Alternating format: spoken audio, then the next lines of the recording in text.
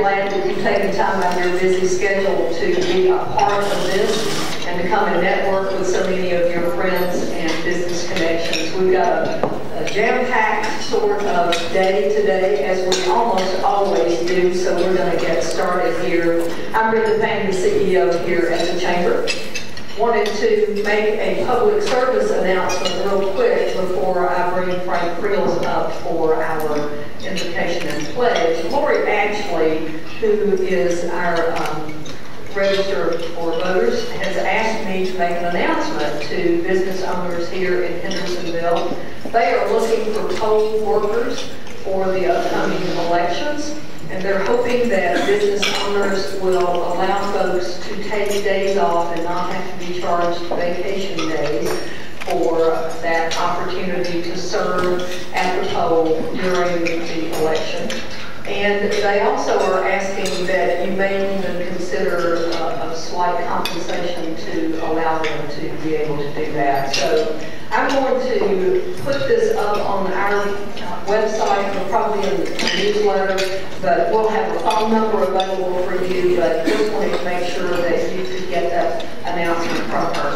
And with that, I will ask Frank Friels with Ball State Bank to come and give our invocation and pledge. Please pray with me. Lord God, we are so thankful to be alive and in Hendersonville today. We thank you for the beauty of this season, for the weather outside. We thank you for your abundant provision. We know, Lord, that we truly lack nothing we need, and we thank you for that. Father, we thank you also that we have an opportunity to do business with each other. I pray that we would always do so with integrity.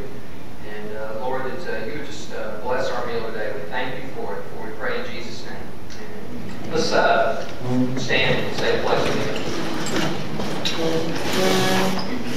Allegiance to the flag of the United States of America and to the republic for which it stands, one nation, under God, indivisible, with liberty and justice for all. I have to have a podium, and I'm not going to get up because it is hard to believe that Independence Day is literally on us. The 4th of July will be here in about a month, and annually the city of Hendersonville has its Freedom Festival on the 3rd of July. We do that so as not to compete with all of the activities elsewhere. For those of you who have never been to the Freedom Festival, it's a live music event. We'll have a band called Big Nose Cake, and you're going to come just so you can see what that's about. And then the Garage Band Revival will be closing out for us. The city has graciously again provided fireworks for us at 9 o'clock. The festival will start at 5. There will be vendors, all kinds of activities for the kids. So what does this mean to you? Number one, we want you to attend. Get there early and get you a spot. Number two, we want your business to be involved. You have an opportunity to promote your business at the Freedom Festival. How you do that is that you can provide sponsorships of different areas or a sponsorship in general. We'll make sure that you get named in our printed material and even over the radio possibly. Also, you have an opportunity to represent your business in the Freedom Festival in the form of a booth or a tent. You can bring and sell goods. You can hand out material. We do ask, though, that if you're going to sell items, that you kind of clear that with us because we don't want too many people selling all of the same thing in the Freedom Festival. But those costs are reasonable. In fact, I think it's about $400 for a tent. Is that right? No, it's $400. Yep. A couple $100. There you go. For a non-food booth. It is worth your time and a great opportunity to promote your business. We hope that you will be there. Thank you.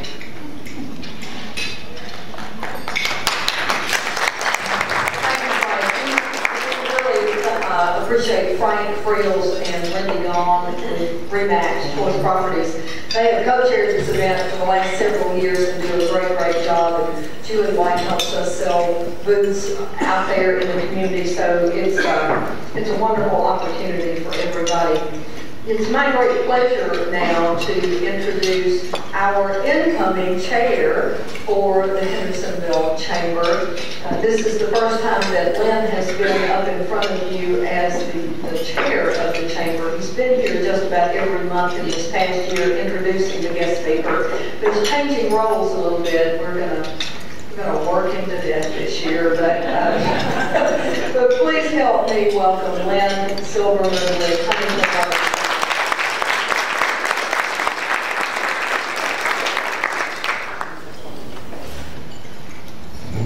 Good afternoon. How's everybody doing today? It's a beautiful day. As Brendan knows, one of my great joys in life is managing an agenda, so I'm very excited to be here today managing the agenda for you. To kick things off, I normally would begin by recognizing our new members, but actually I'm excited to announce that we've just completed a membership drive in May under the leadership of Sheila Will, who did a fantastic job as the membership campaign chairman. Thank you, Sheila. We have 85 new members.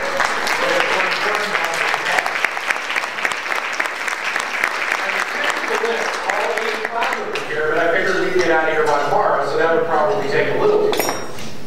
76 of those members came in during the membership drive, so it was a significant drive for the Chamber.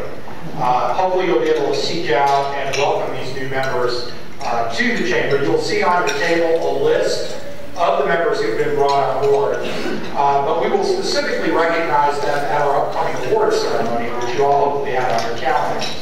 We also have 58 volunteers who worked on the membership drive, and nothing within the Chamber happens without the hard work of both the staff and the volunteers. So I want to thank everybody for their involvement in that as well. It was a great effort and clearly a great result. Now what I'd like to do also is recognize our elected officials who registered for today's lunch. We have the County Chairman Anthony Holt, we have Mayor of Hendersonville, Scott Foster, and Don Long with our school board. If you'd like to stand up so we can recognize you.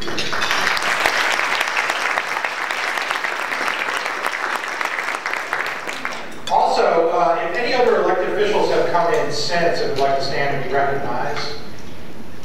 Okay. We do have a special announcement to make, and Brenda's going to come back to talk a little bit about the Stuff the Bus program.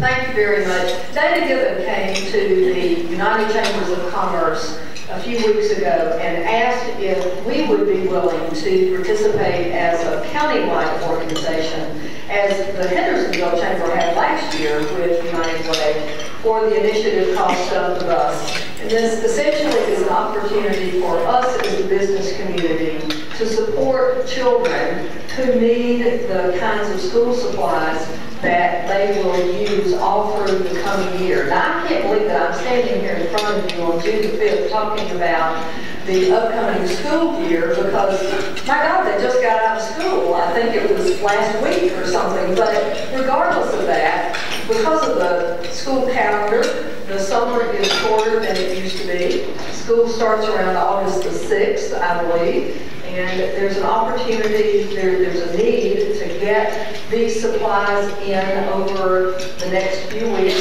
so that then the school folks have time to sort all that out and get them to the right families and that kind of thing. So there's going to be a kickoff for this on June the 21st up at the school board building with Dr. Phillips. And this initiative is going to run through July the 19th. All of the chambers around the county will have that cute little bus there in each of their offices for you to bring your school supplies up to the chamber offices, and there's going to be a list. I understand that there is a flyer that has been placed around all your tables as well, so please take that with you so that you know what the supply items are that you can secure and then bring to the chamber. So bring them to our chamber, bring them to Gallatin, White House, Portland, wherever you happen to be close to. We don't care. There's no contest among the chambers about who collects the most. Although, yeah, of course, Hendersonville wants to collect the most. But regardless of that, please get your supplies there. And we will be collecting these at our July 10th luncheon as well. So if you forget to bring them by the chamber, you can bring them to the chamber office, to the chamber luncheon next month as well. So, Dana, I hope that tells everybody essentially what you wanted us to tell them. We appreciate your support on that. And one other thing that I'm supposed to be announcing is another United Chambers initiative called Summer Advise It. You should be getting an email, newsletter blast about this in the next few days. Summer Advise It is a really neat program that we talked about a little bit, but we're really going to get it started. June the 18th and 19th at Ball State Community College, we are asking small businesses who want to get in front of the big businesses here in Sumner County to come for some training. This is a speed dating kind of thing. It really means that if you have a small business with a product or service that you've been trying to get in front of one of the large businesses in the area to promote, then we're going to find opportunities to get you in front of those folks. We're going to recruit large businesses to come to an event on October the 15th. We're recruiting small businesses to come for the training on the 18th and 19th, and then you will continue that training at some of the leads exchanges around the county so that you get a better opportunity to hone your skills about how to get in front of somebody in just a minute or two and give your pitch. So we're going to be sending this out. There's an application process to it. If you want to get involved with this, please let us know. So that's my announcement. Thank you.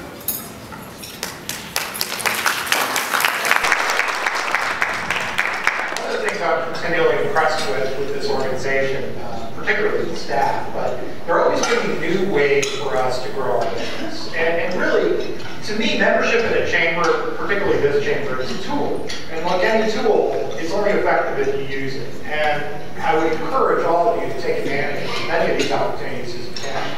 I can tell you for my business, being a member of the chamber has been exceptionally helpful in growing my business in this community. So I would encourage you to take advantage of that. Okay, what I would like to do now is introduce Lisa Byers. Lisa is our elected vice chairman this year, and she's taken over the responsibility of introducing and bringing programs to us. Lisa is the owner of the Goddard School here in Hendersonville, and without any further ado, I'd like to introduce her.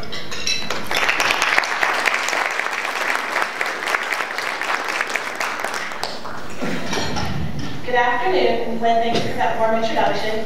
I'm Lisa Byers, owner of the Goddard School in Hendersonville, and I look forward to serving as the chair-elect for the chamber this year.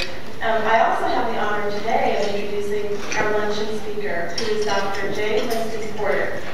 Dr. Porter is a chemical engineer whose early experience included management of Bechtel Corporation's environmental department, and later the master plan for the $30 billion Jubel Industrial City in Saudi Arabia. He then served as an assistant administrator of the EPA with national responsibility for waste management programs. Currently, he is an independent consultant specializing in the energy and environmental sectors, with emphasis on communications activities related to these areas. He lives in beautiful Savannah, Georgia, and please help me welcome Dr. Porter.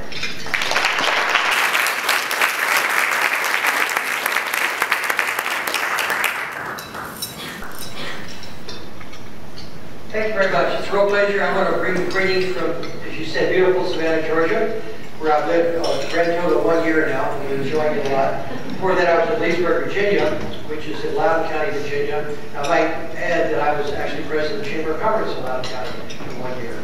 If you fly to Washington Dulles Airport, you're in Loudoun County, so that gives you some sense of where it was. What I want to do today is sort of flip through some slides very quickly. I would try to make this pretty brief because I know you'll have some questions, and I hope you will, about where we're heading on energy in this country. I've been studying this a lot the last few years and trying to get around and talk to people about it. It's a very important subject, I think, these days, because number one, it's going to be very important in the presidential election. Without getting into details, the two candidates certainly have different views on energy. It's also a big deal these days because of the huge amount of natural gas we're suddenly creating in this country through the so-called fracking or hydraulic fracturing process. So I'm going to talk a little about that too. And there's other things. We always got the Middle East.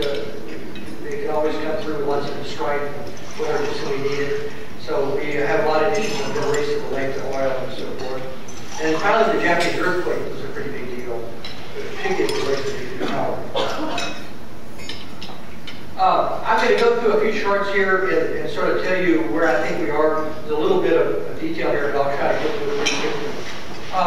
There's two kinds of energy, generally speaking, that I use anyway: traditional and renewables. Renewables are solar and wind and things like that that are literally renewable. And then there's our old favorite: petroleum, natural gas, coal, and nuclear. And you can see on this chart that about 90 or 92% of all our energy comes on the left-hand side through the oil and gas and nuclear sectors. On the right-hand side is about 8% of our energy, with the largest members of it being biomass, and the biggest part of biomass is ethanol. So we have ethanol in every time you buy a gallon of gasoline, you're buying some ethanol, and that's the biggest thing within the biomass section. Biomass is trees and limbs and crops and all kinds of stuff you can use to make things out of to the energy. The hydroelectric is 2.5% of all energy. That's pretty much flattened out. That's creeks that are dammed up, and TVA obviously is huge in this. They have been over the years, so that's an important factor. Let me talk a little bit about the energy use by sector. If you look at the chart over here, petroleum, natural gas, coal, etc., I'm not going to go through all the things to give you the highlights. Petroleum is the dark blue. Our transportation energy is almost all petroleum. That is either gasoline or diesel. Industrial is heavy industry like the steel mills and the refineries and other kinds of heavy industry. They use a little bit of everything. They use a lot of petroleum, a lot of natural gas, and some other things. Residential and commercial, that's your housing, small businesses, and even institutional, universities and things like that. Big, huge thing here is natural gas for heating our homes and so forth, and our industries, natural gas. And finally, on the far right-hand side, 40% of all our energy goes to make electric power. And the biggest thing here is coal, even though coal is decreasing somewhat due to British regulations and frankly the inexpensive nature of natural gas, which competes directly with coal on making electricity. So you see coal is still pretty big, petroleum is very small, natural gas is pretty big, nuclear is quite large. Maybe 20% of all our power is still made from nuclear plants. Now I want to talk about the big national issue, or one of the big national issues these days, as you probably know, is sort of renewables versus traditional. And so there's been a lot of dialogue in Washington and other places about which is the wave of the future. Are we all going to be using solar and wind and things like that before long, or are we going to stick with the things which we sort of have for the foreseeable future? If you look at the two numbers in the bottom, 2008, which is the last date I had, and then 2035, this is the Department of Energy data, by the way, not mine. And what it shows here is that renewables are about 8% of our energy right now, and in 27 years from now, it'll be 14% of our energy. This is hard to project, these are not exact numbers, but it does seem to indicate, and again, this is right out of this administration's Department of Energy, is that while renewables will be increasingly important, they're not going to take over all our energy anytime soon, from all indications. But that's and if you look at kind of what's going to grow, maybe more importantly, what's going to grow in terms of renewables, biomass, again, ethanol and things like that, is going to grow a fair amount, and wind. Wind is growing a lot faster than solar. If you look carefully here, solar is right here. It's in yellow, which you can't see, which I think tells us something. The yellow bar there is solar energy. The wind is in green. So you can see if you look from here to here, you don't really get much movement. Now, solar is, don't get me wrong, solar is important. It's being used for a lot of things. It'll probably be used for putting solar generators on our roofs someday to use the sun to make electricity for your house. But I don't think it's going to be a major priority in terms of taking over all our power generation or anything like that. But it is an important thing, and wind is growing pretty well. Keep in mind one thing about solar and wind. They take about 20 times the amount of land as other ways of generating power. So it takes, 1,000 acres for a power plant, a traditional coal or nuclear or some other kind of power plant, be 20,000 acres to get the same amount of energy from solar or wind. Let me talk about, I've spent some time in Saudi Arabia, as was indicated, about 4 years off and on actually. And one of the things that we have to think about is whole energy aspect is overseas. There's a lot of things that are going on overseas that impact us. It's not just, if someone says to me, well, why is our gasoline so high? Well, the major factor may be what's going on in Syria or Iran or something that isn't necessarily anything we're doing, but it relates a lot to overseas things, internationally. So petroleum and Middle East politics is kind of a party perennial in the sense that there seems to always be issues with the Middle East in terms of politics and oil, and that's where a lot of our oil has come from. The big news, though, and I'll talk about more in a minute, is we now have a lot more natural gas coming from this country that's sort of right under our feet, so to speak. Kind of a questionable piece for nuclear energy. Nuclear energy is a big deal in this state, in South Carolina and Georgia, where I live, where they're still building nuclear plants. I think it's certainly an important thing we need to keep doing. It's a little bit of an issue these days in terms of what happened in Japan. I think it sent kind of shockwaves to the nuclear industry.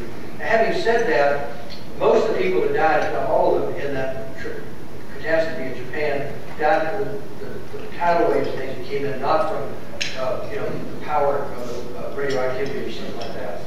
But it does show that it's extremely critical where you site nuclear plants or any other plant for that matter. There's a very diverse mix of energies in what I call our mega states. A mega state would be China, certainly, India, Indonesia, very large countries that are very involved in energy business. And I'll talk more about that in a minute. But we have a very interesting mix and also a very different growth pattern.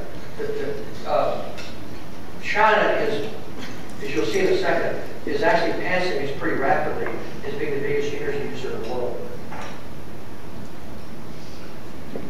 One thing that's also important to learn about energy, crude oil kind of drives a lot of our economy, particularly in the transportation arena and petrochemicals and things like that. But if you look at it, we get a lot of our energy from elsewhere. Canada is the biggest supplier of energy to the United States. Saudi Arabia, which you might have thought was the first, is about half of Canada, and so forth, Africa, Venezuela, etc. So these are the countries that provide our crude oil. A very famous case locally in Canada has been the XL pipeline, which you may recall the president did not approve, at least for the time being, and that was going to bring a lot of crude oil in from Canada down the middle of the United States and into the Gulf Coast to use in refineries, and that's still kind of on hold. In terms of the rest of the world, as I mentioned, China and India, the United States started right here. We used to use almost 20, this is 1990, we used to use almost 25% of the energy of the world. We've now dropped to about closer to 15% of the energy of the world, or will before too long. It's a little more than that now. On the other hand, China started down here at 7%, and it's closing in at 20 or 25%, where we used to be. So we kind of traded places with China, and it's a huge deal. China, by the way, I think I read the other day, we make something like 15,000 cars in this country, or maybe it's 12,000. And China makes about 17 million cars a year. So China has outpaced us up in a lot of areas already. And then India, which is also, India will be the largest country in the world in the next 5 or 10 years, I believe. They're going to pass China. And they're using a lot of energy also. So I've got some backup slides here for the question on that. But what's happening now, China is building a coal-fired power plant about every 2 weeks, or something like that. They're churning out coal-fired power plants in China at a very high rate. They're also using other parts of it.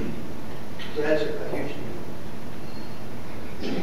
Now, what's happened on the domestic front is what I guess you would call a game changer.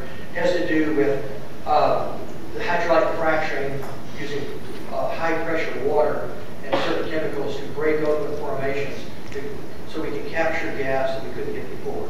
And that's just been unbelievable in terms of the speed which has taken off in places particularly like Pennsylvania and those kind of areas. The biggest, sort of right now, is Marcellus Shale. Shale is a type of rock that stores a lot of natural gas, but it can be cracked open and you can receive the gas. That's it here. Ohio, Pennsylvania, West Virginia are all big states on this. But it's kind of spreading. Texas is still big. Lots of places where they're taking gas and oil from Texas. And it kind of moves around. There's something called the Chattanooga Shale, which is on the other side of your state. And that's going to be a fair amount of natural gas moving now also. So as you can see, kind of around the country, there's a lot of places, and this is, my feelings that might well expand. But right now, what we know about is kind of shale gas and oil, by the way. We're producing a lot of oil by using this new technology to do this. So it's going to be a very big deal. The price of natural gas went from a few years ago $10 a billion BTUs to $2 or $2.50. So it's a drop by a factor of 3 or 4. I recently renegotiated my own gas contract in Savannah. I sent it home to gas company. It said, I know as a fact that the natural gas prices are dropping a lot, and over the phone she gave me a 30% decrease in my gas price. Just have to ask. At least in Savannah, maybe you guys are different here. Turns out there's a lot of companies providing gas in Savannah. I use that as sort of a competitive factor. And I think, by the way, that's a good news story in a lot of these things. In my judgment, the more options you have, the better. There's a lot of different options here in energy. And I think what now we just had another major thrust to it.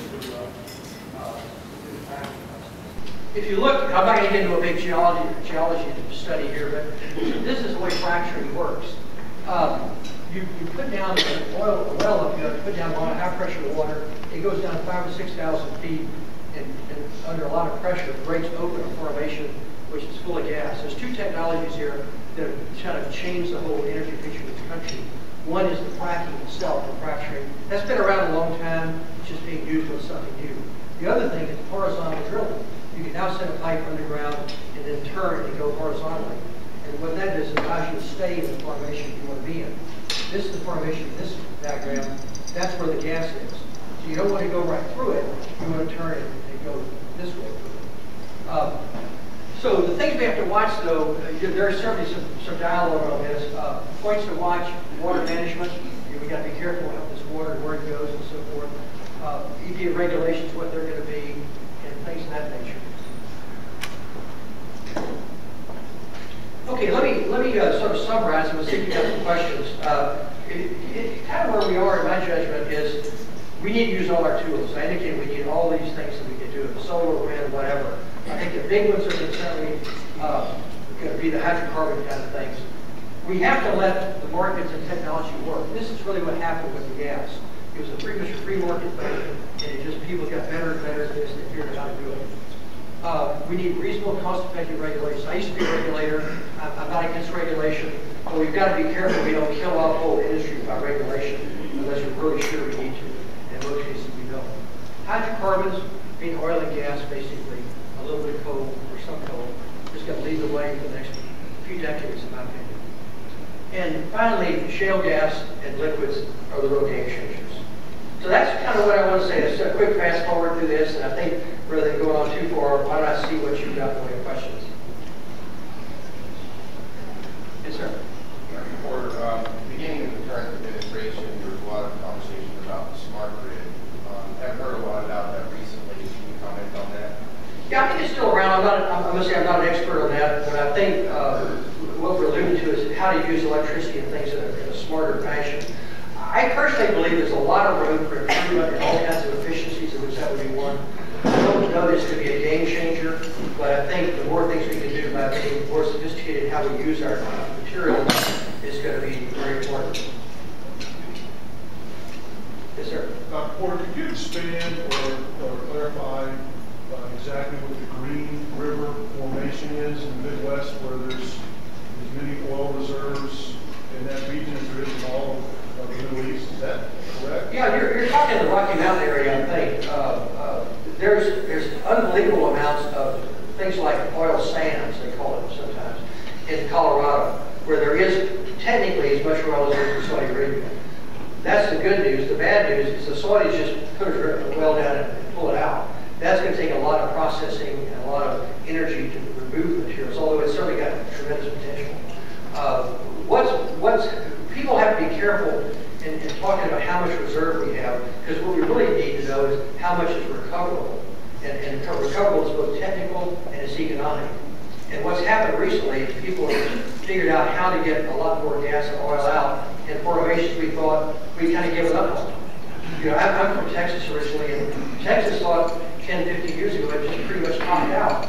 And now they're suddenly getting a whole lot more going back, reworking old wells and things like that with this fracking process, and we're getting a lot more oil and gas. So there is one heck of a lot of oil and gas in this country, in oil shales, in oil sands, and things of that nature. It's just that it takes a lot of technology and a lot of know-how to get it out, which I'm happy to say we made a lot of progress on. Yes, ma'am. Could you return to your slide that showed Canada producing 25% and okay. So when we talk about gasoline prices, are these the producers that we would be talking? Is this where we import? Yeah, this is where we're importing crude oil, which can be made into gasoline or diesel or petrochemicals. The issue on the gasoline, and I get asked this a lot, well, what's causing these high gasoline prices? And of course, recently they've come down quite a bit too, but they're still pretty high. Part of it is just where do you get the oil? Well, let me say it this way. Look, oil is pretty much an international commodity. You know, we can take out natural gas here in our country. It's our natural gas. The price has dropped a lot. The price of natural gas has not dropped a lot in Europe. Europe is still very expensive natural gas. Oil tends to have kind of a worldwide price, which is usually, you know, it's about $80 a barrel right now. It was $100 a barrel before too long ago. And so what's happening is the kind of things I talked about earlier, which is the sort of international political situation is very important. The regulations can be important. There's a lot of factors that go into gas and oil. And part of it is, you know, the more of these countries that can produce oil, for example, the lower the worldwide price will go. For example, Saudi Arabia is going kind of flat out right now. They're producing lots and lots of oil. They're the one people in the world who can kind of turn on the spigot anytime they want to. They can go, you know, when I was out there, they were producing 5 or 6 billion barrels a day. Now they're producing around 10. They can probably go to about 12 or 14. So they can do it quickly. The guys, people that are in charge of oil in that country can do it. So there's a lot of factors that go into the price of oil, but it's important to understand that it depends on a lot of things like politics, like technical, like technology that's going on and so forth. Well, just as a follow-up, so that is where the United States sources come from. What percentage of the total, the globe, does Canada produce? Are they a relatively small player, but we consume 25%? Yeah, they're a big player in any event, but you're right. There is some talk now, based on Michigan's XL pipeline, that the president decided not to take advantage of for the moment. The Canadians are now talking to the Chinese. Would you like some of this oil? We'll build a pipeline across to western Canada and ship it out there. But we certainly import a lot, you know, ourselves. And I think that there's a lot of factors going on in terms of where that's going to go to. Yes, sir. Are there any estimates on how long our oil or gas supply could last? I think our oil and gas and nuclear are really not renewable. First question had to do with how long do we have particular oil, I guess. How long do we run out of oil? I was telling someone the other day that when I was in high school, the number was 30 years. I won't tell you how old I am now, but the number is still 30 years. It will always be 30 years. It's very hard to judge this because it's kind of a moving target. As I indicated earlier, it kind of depends on what you can do at that time. If things, for example, right now, one thing that's happening, a market thing, is now natural gas prices are going down quite a bit. People are now going in, whether they were going after gas, they're going back to going after oil, because oil is still high. But so I don't know how long it is. I think it's pretty hard to guesstimate, but it's not like, it seems like, another way to say it, is what's really been happening in the last few years anyway, is we find more oil each year than we use. We're actually finding more each year than we use, not because the oil suddenly appeared, it takes millions of years to create, but the technology is getting where we can do things we couldn't do earlier.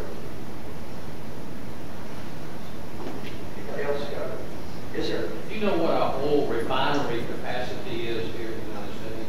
Yeah, a good number. It's about 200,000 to 300,000 barrels a day. I mean, in terms of what they treat, yeah. In accordance with demand. I'm sorry? In accordance with demand supply. Yeah, well, there's a lot of things going on also. Of course, a big integrated oil refinery, they make a lot of chemicals, a lot of petrochemicals. It's not just, they make gasoline and diesel, they make synthetic rubber, you know, at least they have the precursor for synthetic rubber. They make all kinds of plastics in oil refineries. So these are really big complexes these days. And it's somewhat based on demand, but you know, in the winter they do something different because people need heating oil. In the summer they make more gasoline because it's, you know, it's what people do most of the driving. There's also a major factor in affects refineries. The federal government has set, and the state governments have set a lot of different standards for what kind of air pollution parameters you have in that state. So we have now, California, of course, has a very different way they want gasoline made in, say, Illinois or some other state. So there's a lot they're making. It's a pretty complex process. So they've got to ship gasoline, which is treated such that it can be used in California or wherever. So.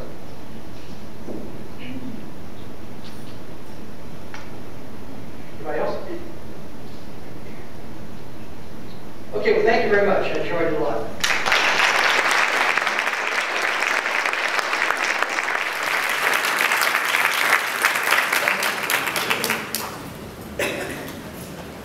Thank you, Dr. Porter. That was really interesting. I appreciate you coming out today.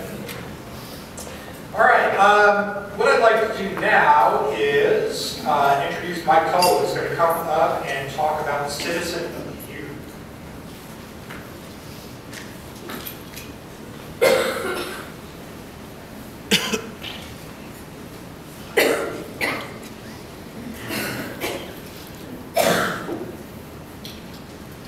Thank you very much, Lance. It's always a pleasure to come before the Chamber to present a Citizen of the Year award, and we're doing that for 2012 with Citizen of the Year. First of all, I have a brief public service announcement. Thanks to Brenda. She said if I spike my hair like her, she'd give me 30 seconds extra. You didn't do it, but I'm still going. Probably bat it down, but I'm wearing a baseball cap everywhere today. So. Well, anyways, as many of you know, our annual Reader's Choice contest is underway. It will be running through June 29th. And voting is now underway on both the Star News and the News Examiner web pages. And as you know, we feature dozens of categories of different businesses and services and personalities and so forth. But you know, this is applicable to a lot of you in here because it's a chance to, another way to promote your business and get out the vote and rally the troops to go online and vote for your business or your favorite politician or your favorite place to walk your dog or whatever you whatever you want to vote for. But anyways, consider this your reminder to get involved. And the contest, like I said, runs through June 29th. Winners will be announced and awards will be given out later on this summer.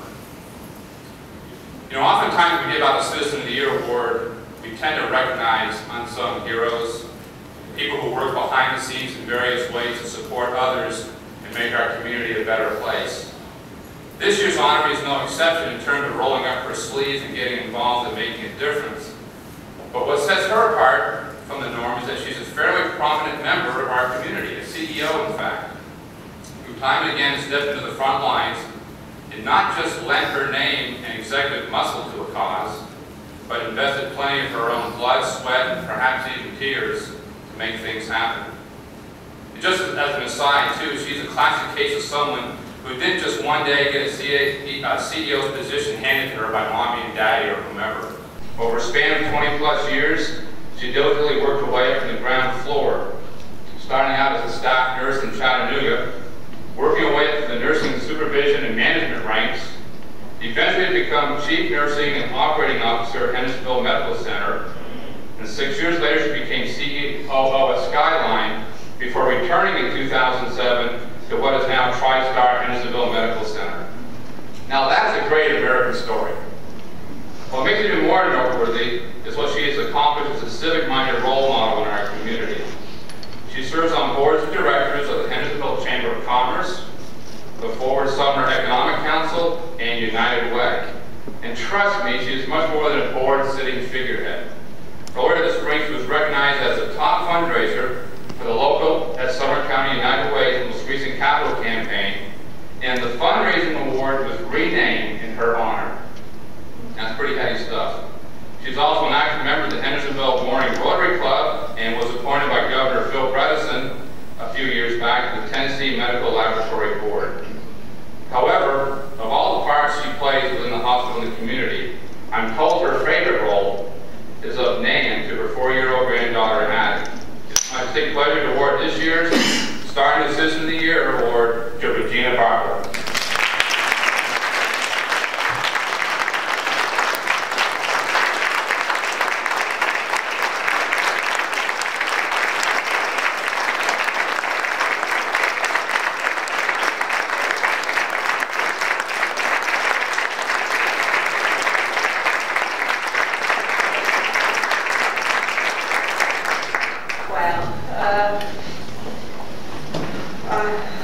I'm speechless. Those folks who work with me are amazed at that I would be speechless. But wow, what an honor. And you know, to be a part of this community,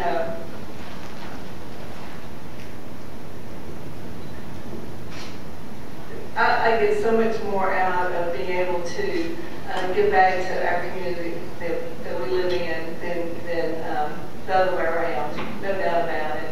And we live in such a wonderful community. We're blessed in so many ways. And to be able to provide a necessary, very needed service in health care for our community is certainly my passion and what my heart is. It's been my heart for 30+ years in the health care, starting as that nurse at the bedside. And to be able to continue to improve that and bring that to our community is really what it's all about to me. And then to be able to reach out to the businesses and to really be a part of the community with knowing and seeing the great things that you guys are doing out in the community. It's just a wonderful place to be, and I'm so honored. Thank you so much.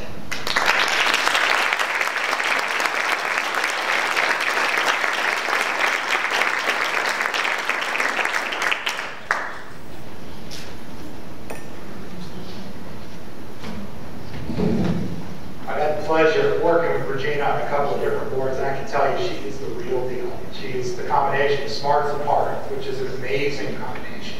And she does get an awful lot done. It's very impressive. So congratulations, well deserved. Okay, what I'd like to do now is invite up our table display, which today is Dr. Eric Stanford with Visionary Eye Care. He's got some quick words and a drum.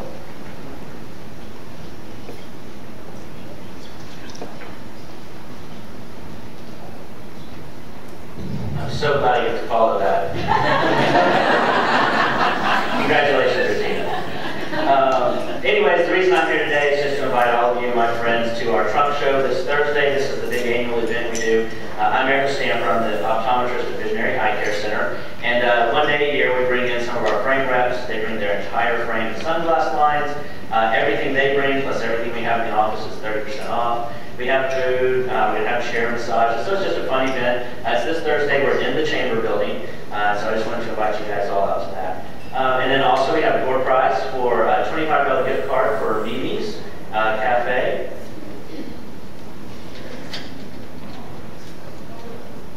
And this is Christy, she's going to draw our winner. And the winner is Carol Maynard from Maynard.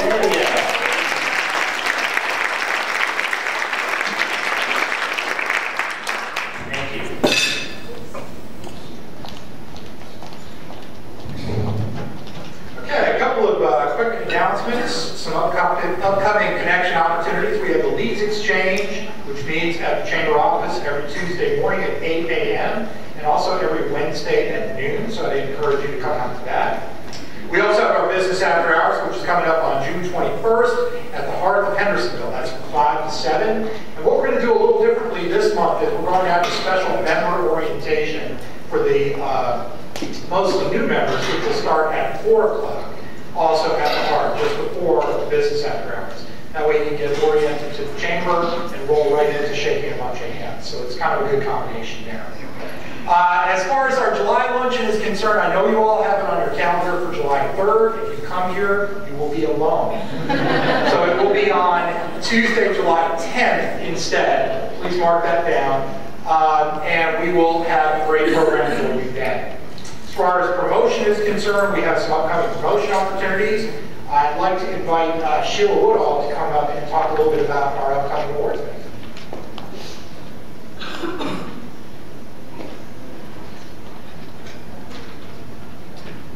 Lights, camera, action. There's been a lot of action going on. There's still a lot of action to come because we are reeling our way to an amazing night of awards, food, and dancing. It is our 4th annual Night Among the Stars. So if you have not received your invitation yet, this is what it looks like.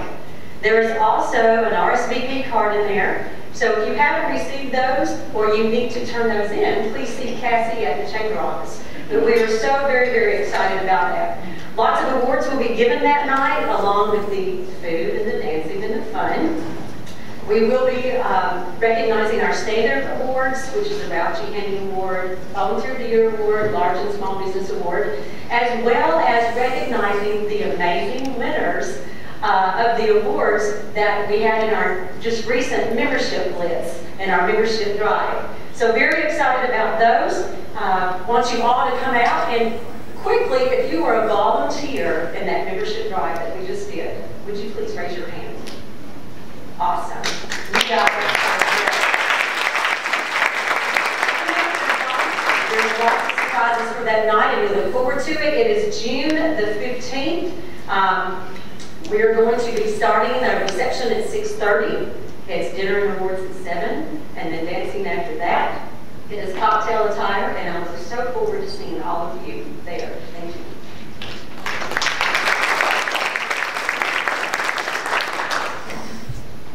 Wow, there's always a lot of stuff going on. The dancing that night is going to be fabulous. Last year we stayed here until they kicked us out of the ballroom. So there were lots and lots of folks out on the dance floor after we had the opportunity to honor some folks who have been so instrumental in our success last year.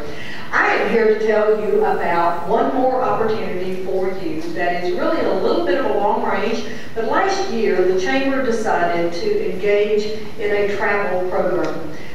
And the whole point to this was to provide opportunities for you as Chamber members to get to travel not only with friends of yours around the city, but also to meet other folks who are involved in chambers in their local communities around the world. We had several folks who went to Spain with us last year, and guess where we're going this year? We're going to Ireland. I have, this is on March the 25th through April the 3rd. It's 10 days, 13 meals. You will not starve to death, unless you're my husband, and he doesn't eat anything, so meat and potatoes. But I think he'll be all right in Ireland. Yeah, I think so. This is Convert Castle, which is one of the places we'll be staying when we arrive there. The single prices are $29.49. That is all inclusive. That means that your airfare, your hotels, all of your baggage handling, the 10 meals, all of that stuff is included in that price. So please be on the lookout for opportunities to come and meet with us as we have more intimate groups coming together and learning how to get involved in this. It's a great opportunity for you as maybe a larger company to offer a program to your employees at discounted prices for them to be able to travel. It's also a great opportunity for you as you are looking at where you'd like to be in the world to come along with some of your friends. So thanks again to Mike Toll for coming and making that award. Thank you, Regina. I can't think of another person in the world who is more deserving than you are. We appreciate everything you do for this community. Thank you, Dr. Porter, for being here, and I want to wish all of you a great afternoon. Good afternoon.